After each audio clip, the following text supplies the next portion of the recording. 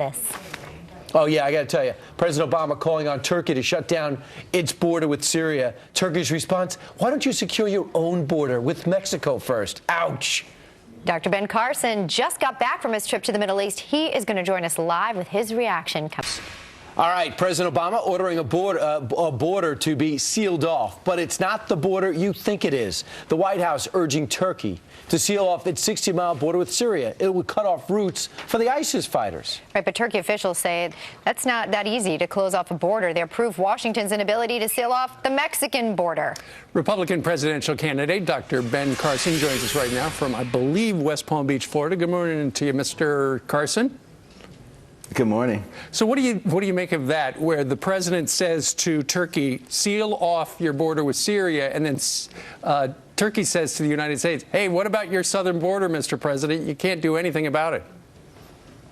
Well, there's an old saying, what's good for the goose is good for the gander.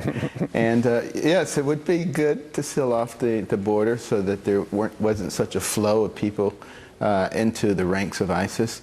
But by the same token, you know, you look at our border, it is completely porous.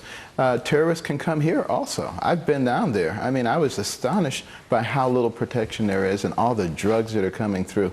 So for us to sit there and proclaim sanctimoniously that you should close your border while we haven't done that to protect the American people seems to me the height of hypocrisy. Dr. Carson, how do you view the whole conflict with Turkey and Russia? Do you think we should be playing more of a role to make sure this thing is ratcheted down, or should we just be blatantly taking our NATO allies' side?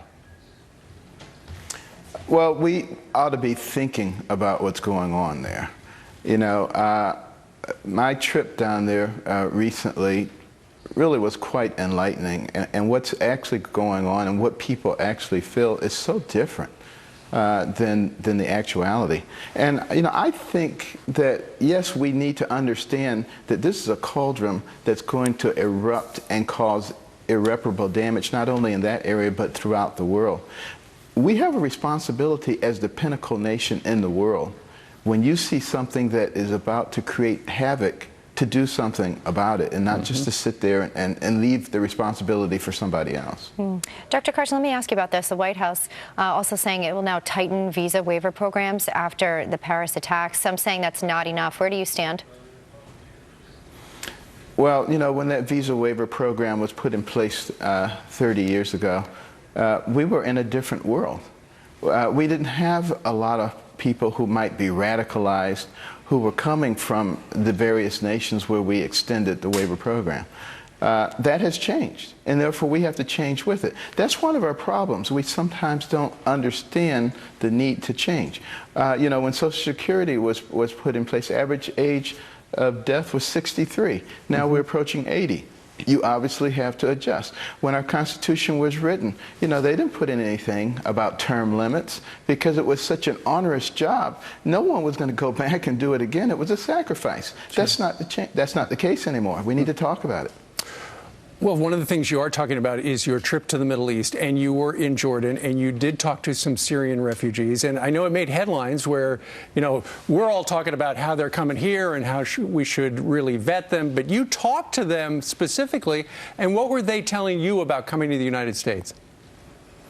They were saying what they would really like the United States and other countries to do is support programs like they have in Jordan. The Jordanians are wonderful people. They've opened their hearts and their land, but they don't have the money to sustain it. And consequently, there was a brand new hospital there that's not even being utilized because they don't have the money to run it. So they would like to stay there in their homeland rather than come here to our land. Well, yes, they want to go back to Syria. That's their goal, to be repatriated. And also, look at what happens. We bring in 25,000 people here. Look at the cost of that, and it does nothing. We're talking about millions of people. It makes somebody feel good.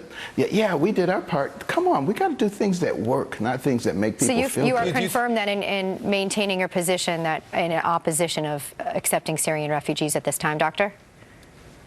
Yeah, I want to do things that are humanitarian. You know, conservatives can be very humanitarian, but they can be logical too.